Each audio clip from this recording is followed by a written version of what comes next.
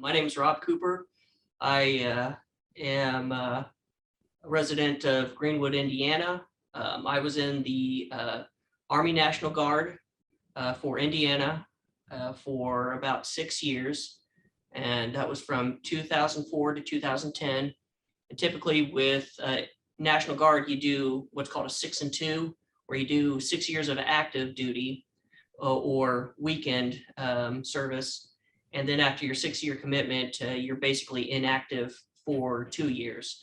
So I really don't count those last 2 years since I didn't do anything. So it was just kind of an on-call basis. So during my time, I joined in 2004. I graduated high school in 2001 and moved down to Vincennes, Indiana. And during that time, I kind of went to college, did a little bit of that, but then I decided I wanted to do a little bit more. And so I joined up in the military in 2004. And again, when I got out in 2010, my final rank was sergeant, which is E5. And I was part of various units, but the biggest unit that I was attached to was the 76th Infantry Brigade Combat Division. And that included my deployment out to Iraq in 2008. And when I came back, they gave me the option to kind of extend my deployment. But rather than doing Operation Iraqi Freedom, I decided to do Operation Enduring Freedom, and they gave me that offer. And I then spent a year for Operation Enduring Freedom, and that's for Afghanistan, which is now complete.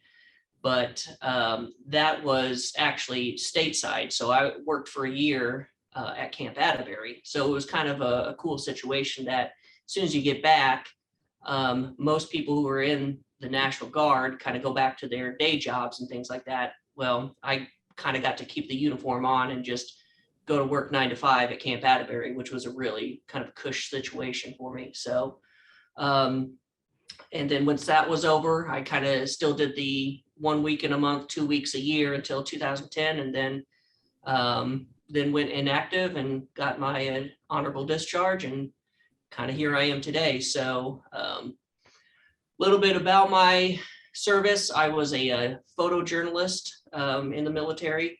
So my basic training was out at Fort Jackson, South Carolina. And then after that, I went to a place called DINFOS, which is the Defense Information School in Fort Meade, Maryland. And after that, I went back home, started working at the local newspaper, writing for them in Vincennes. And it was probably around September.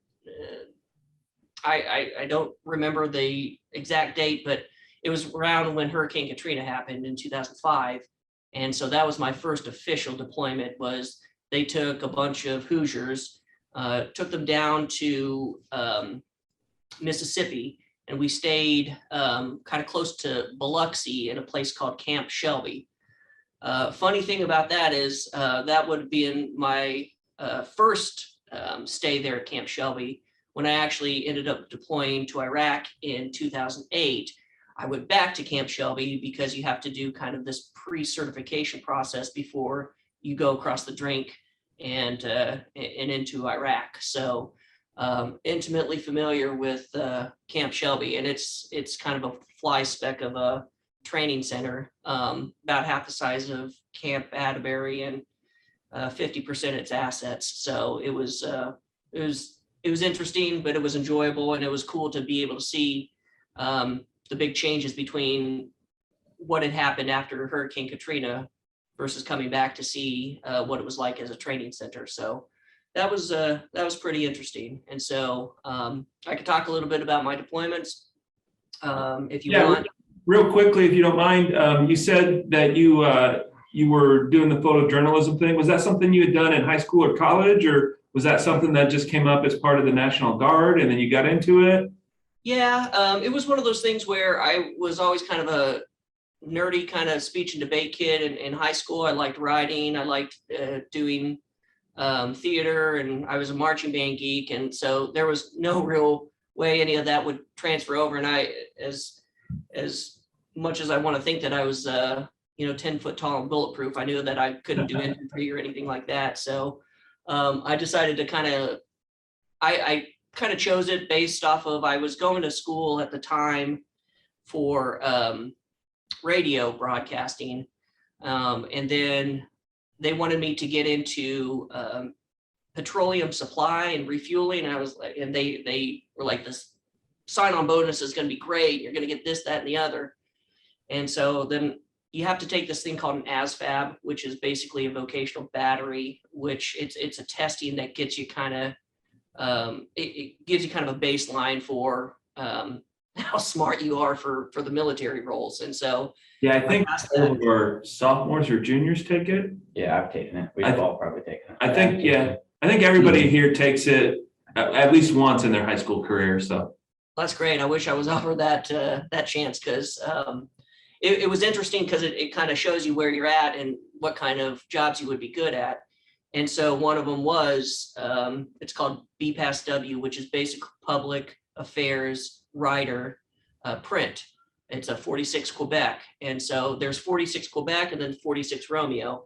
The Romeos were the videographers, and the Quebecs were essentially photojournalists, where we'd be doing print photography, but we'd also be doing layout and design, writing, editing, things like that. So more kind of newspaper focused in print journalism. So decided to do that, and I did really well at Dinfos.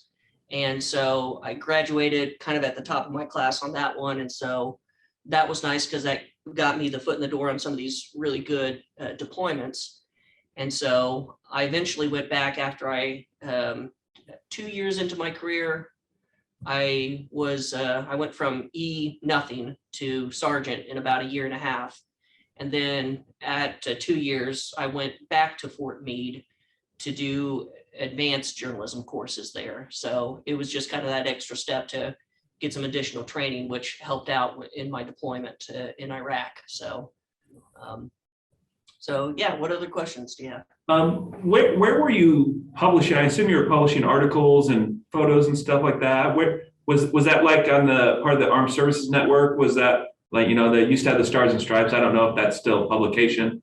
Yeah, the funny thing is Stars and Stripes is a separate private company that is, they do use assets from the military, but it's basically their own kind of, they're no more different than really the Wall Street Journal. But we did have our internal U.S. Forces network.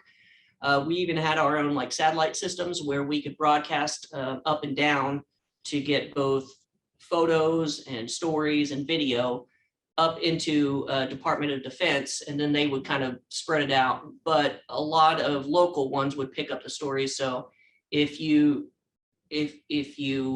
Google Sergeant SGT period, Sergeant Robert G. Cooper III, you can still kind of come up with some of my articles and some of the photos based off of kind of what I put out there. And so some of my work's been featured in Chicago Tribune. I did have some stuff for Stars and Stripes. A lot of magazines back in the day. There was military magazines like Army Times. I've had stuff featured in the Army Times, which actually is through DoD. And so, yeah, I've had basic lots of various publications, and I've had my work kind of spread out all over the place. One of the cool things that I did like doing while I was over in Iraq was it was a kind of a quasi webmaster / editor role. So I maintained a website for the 76th Brigade. So mom and dads and family at home would be able to read up on the stories and the good work that we were doing overseas. But also there's a lot of local politics that go along, especially in Iraq. When we were going in at that time, it was less combat. It had definitely transitioned more to kind of a peacekeeping and retaining the things that we had done over there in order to get it kind of stabilized. So we were doing a lot of stabilization stuff over there, doing a lot of buildings, a lot of contracts, a lot of, kind of meeting of the minds that some of the National Guard units did really well because, they were only soldiers 1 week in a month, but these could be guys that are in the government. You're talking like mayors and support staff and people who actually have this firsthand knowledge because they're doing it every day. So we worked with a lot of local Iraqis to help get them back up to speed, making sure that they had jobs, making sure that their families were kind of well fed and paid and protected. And so we used capitalism really to be our main ammunition for our unit. And the 76th Brigade did a lot of real good stuff with that. We created recycling centers, we created oil and lube centers, we helped set up hospitals, helped create jobs, really allowed some of the locals an opportunity to get back to kind of a normal life rather than going to work or being threatened or bribed by the bad guys out there. So it was really interested in that respect. That's one thing that still kind of stands out to me. You think you go into a war zone ready to shoot, and really all it is we're using our huge capitalist society really to stabilize them through through money. So it was an interesting way to fight. So you went from Hurricane Katrina, and then you were deployed to Iraq, and you just talked about that. And then you said you came back stateside and you were working for Enduring Freedom. Yeah, that's correct. So I'm a veteran of OEF and OIF, and so it was interesting because when I was back home with Camp Atterbury, if you deploy, it puts you in a kind of a unique situation where you now are able to teach and certify other individuals who are getting ready to deploy. So that was kind of my role, is that I was now taking, once I got back, I took other journalists and other videographers and basically walked them through and showed them the processes of how to deal with the deployments, but also what the protocol is on things and how to really streamline how they did their work. So it was cool because I was going now from a being taught role to being a teacher role. And so that's one good thing about the military, is that if you want the opportunity to pass on some of your knowledge, they'll give you that if you show that you're interested in it. And so it's kind of taking all that knowledge and paying it forward. So that was a big rewarding process for me. And also just telling the story too. Not a lot of people know what goes on it on the FOB in a day-to-day situation. So it was cool to show kind of the daily life of somebody who is overseas. And I think it also gave family a little bit of, peace of mind, knowing that, hey, they're safe as they can be in a war zone, but at the same time, they do have those little creature comforts. So I can tell you a little bit about where I was at. It was a place called Joint Base Balad. Okay. Before that, it was called LSA Anaconda. We always called it Mortaritaville because we were always getting mortared every day. And so the way that these guys did it, the bad guys would essentially go around the base, and it was a huge base. It used to be an old air base that belonged to Saddam Hussein's army until his party fell, and then we took it over. It's about an hour north of Baghdad, which is called the Victory Base Complex, or it was. So we'd be at Balad, and these guys would drive around in pickup trucks, and in the back of their pickup trucks, they would have these mortar tubes, and they would be able to fire out mortars. Well, what they didn't realize, and this is basic math, you probably guys, know this, in order to measure trajectory, you have to have a stable base.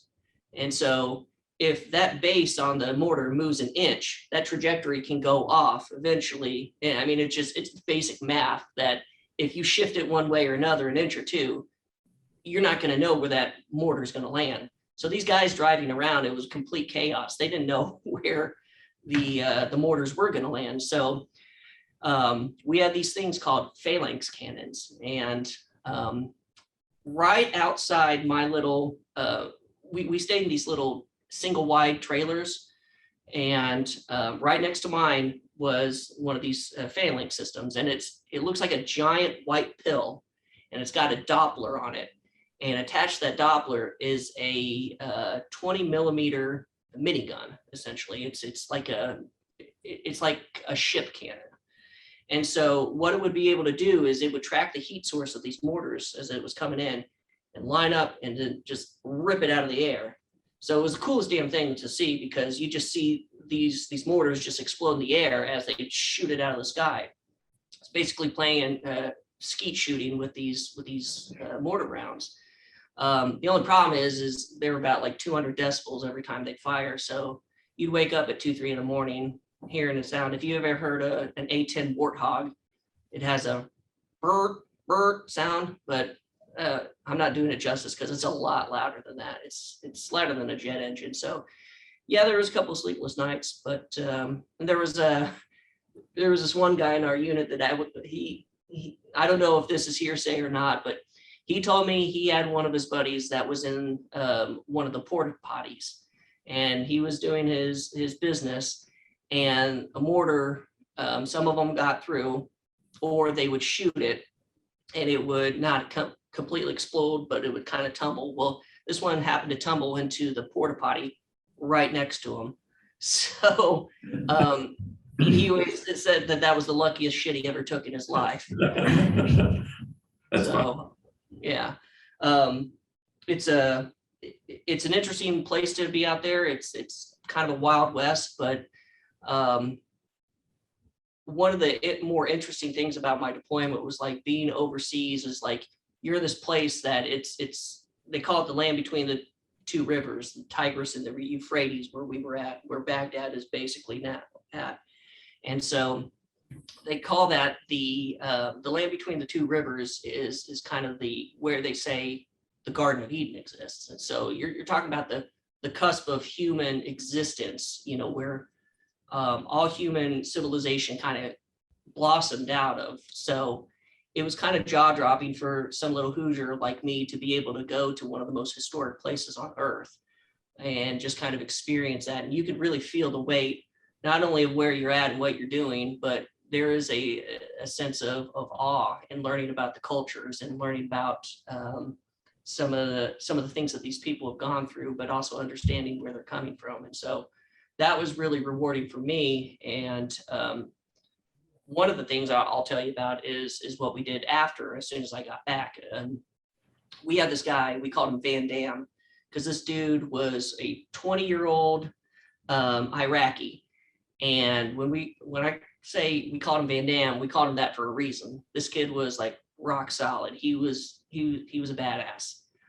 Nicest guy, biggest smile, but he had lost half of his family to Saddam Hussein's soldiers and the terrorists. So he was kind of in a rock and a hard place. And so for years he had worked with coalition forces. And as soon as the 76th Brigade rolled in, there was a captain that I was good buddies with. And we just fell in love with this guy because he's amazing. He helped us out. He kept us safe. He was an interpreter for us, but he also helped with intel. Well, the captain told me, he gave me a call and he said, "Coop, I'm gonna try to get this guy citizenship. I want to make sure that he gets a bite of this golden apple, that is the American dream." So about 6 months into me being back home, I get a call from him again. He's like, "Coop, Van Dam's coming." I'm like, you're kidding me. He was able to fast track his visa papers, and he flew back. For the first time, he flew to America. And he lived with me for about 6 months until he got set up. And I think he works for Cummins now. He's got his full citizenship. And so it was a real honor for me to actually kind of see the true mission kind of come full circle and give this one guy who had sacrificed so much. It was neat to be able to see, what it's like for him to experience freedom and life as an American. And he he freaked out when the first time that it snowed. He'd never experienced snow in his entire life. So that was really cool. He really liked some of the things that we really take for granted. So it was a really great experience. So that, I would say, helping him out and helping out fellow Americans at Hurricane Katrina were about the two top highlights of my entire military career. That's awesome. For all your training that you did in the military, are you using that now in your current life? Is that something that's part of your profession or part of your hobbies? Yeah, I work at a law firm downtown Indianapolis, and I'm a paralegal. So that requires a lot of writing, a lot of editing. You have to be really precise. But you also, believe it or not, learn a lot of people skills and a lot of leadership skills in the military. So time management is a huge thing that has really impacted my civilian career in a positive light, because it allows you to delegate your tasks a lot easier, and the military really teaches you that. There's a lot of procedure in the law, which you see procedure in the military. Everything is crawl, walk, run, and you either pass or you fail. It's no or a no-go. And so that kind of mindset that they teach you and they really instill in you and they pound it into your head, I still use those on a daily basis because it has just made me a better person. I actually got a question for you. Are any of you guys thinking about joining up? I've thought about it, but not deeply, no. I didn't make that decision until a couple of years after I graduated, and I got to tell you, like, from my perspective, it kind of turned me around. Not to say that I wasn't a bag of trash before I entered, but it really did steer the ship into the right direction. So, not to say that I wasn't without a compass, but some of the training and some of the things that you learn will carry throughout your entire life. And it's a lot of integrity. That's something that I still use to this day. Is integrity is one of my watchwords. Having that personal courage, having honor, just being able to say, yeah, I messed up, but I'm going to fix it. You don't see that in our line of work. It's a lot of apologizing, making excuses. You see that not just in any job, you just kind of see that in society. So owning up and willing to, kind of take in the suck, accept the, the mistakes you make, take your licks, and then drive on is, I think that's made me kind of a stronger person with dealing with a lot of the stuff that comes your way these days. So. We have just a couple questions. Our purpose for these interviews is based around a program we're going to do for Veterans Day. So we have two questions based around that, if you don't mind answering. The first one is, what does Veterans Day mean to you? It's kind of twofold. First and foremost, it's a hell of a day to get together with buddies and eat as much free food as possible, because a lot of the places around town will give you free food and stuff like that. Not that I take advantage. I think I've only done that once in my entire time, going to Applebee's and getting a free meal. So really what it is, it's not veterans. You'll find this. We typically don't celebrate our service because the service alone was worth it. And we don't ask for thanks. We do it because we were called to do it. So for me, Veterans Day is a day that I usually take off, and I celebrate for two main reasons. One, I celebrate all of the freedoms that we serve to protect, it's the diversity of our nation. It's being able to have these conversations with you guys, to be able to have differing opinions.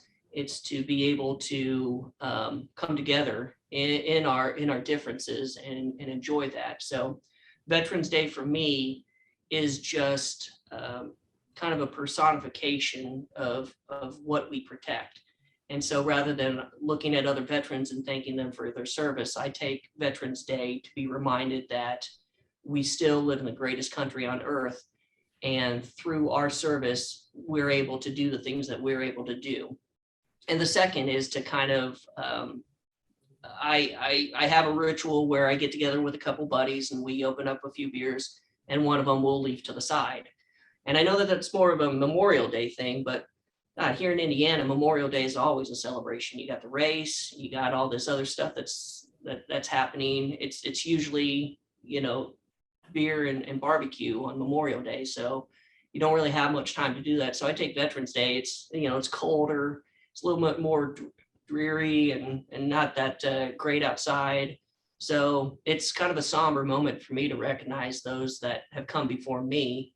And I guess in that respect, I do show appreciation for others who have served, because if it wasn't for them doing their service, I wouldn't have been able to serve in this capacity as well. And so it's a really good chance for me to really reflect on those that did serve before me and then made that ultimate sacrifice.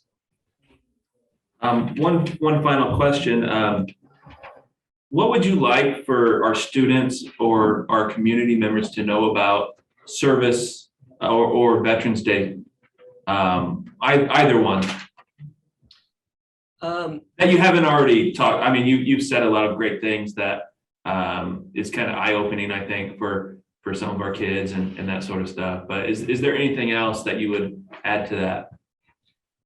I'd say that for those, if I had a message for anybody on Veterans Day, it's that I want to thank you as a veteran for you helping me to maintain this perfect democracy, this republic. If it wasn't for you inspiring me, I wouldn't be driven to serve. And I don't see it as a sacrifice. I know that we've had to make sacrifices as veterans. I know that most of us have to be away from the family and maybe uncomfortable at times, but it's worth every step of the way to do it for you. And I think some of that selflessness needs to be applied across the board. I want everybody to use that as a day to reflect on what you can do. And it's not necessarily military service, but being selfless, doing what others before me did. And it's not making a sacrifice. It's not just, observing something in some like ritual just to get through it. It's really taking the message of service and applying it to your life, because that's what we do.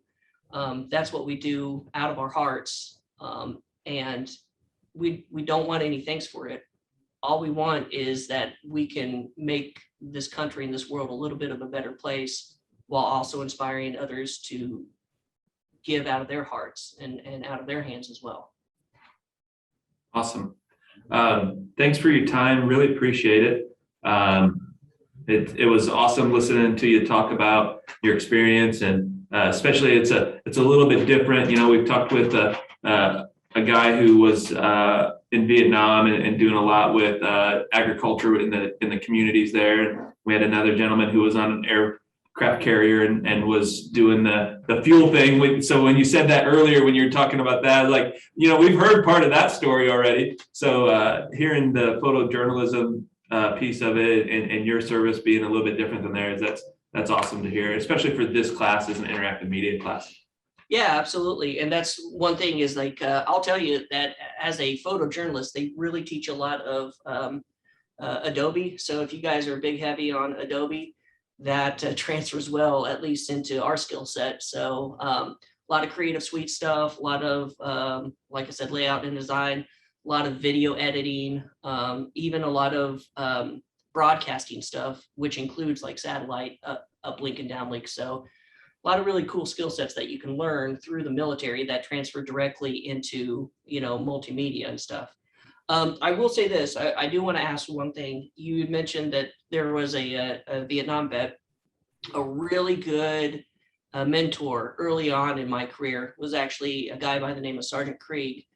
And Krieg and I were, we were a two-man team. He was the video guy and I was the print guy. And we took a Cuck V, which is just basically a military diesel Bronco. And we were part of that convoy that rolled down to Camp Shelby. So he and I got through Hurricane Katrina together, and he was an older guy. He used to actually be a crewman in the Huey helicopters in Vietnam. And he was at that time, I think, in the Air Force. Then he got out, and like 20 years later, he just got back into the military, and they welcomed him back. And Krieg was a brilliant man, and he was such a good guy. But he told me one day, because there was a Vietnam vet, he's like, "Welcome home." And that was like the first, as soon as this guy said, I served in Vietnam, that was the first words out of his mouth. And he took me aside. He's like, whenever you hear that somebody served in Vietnam, always tell them first words that need to be in response is "welcome home," because they didn't hear it enough. So unlike our generation, those guys were kind of crapped on.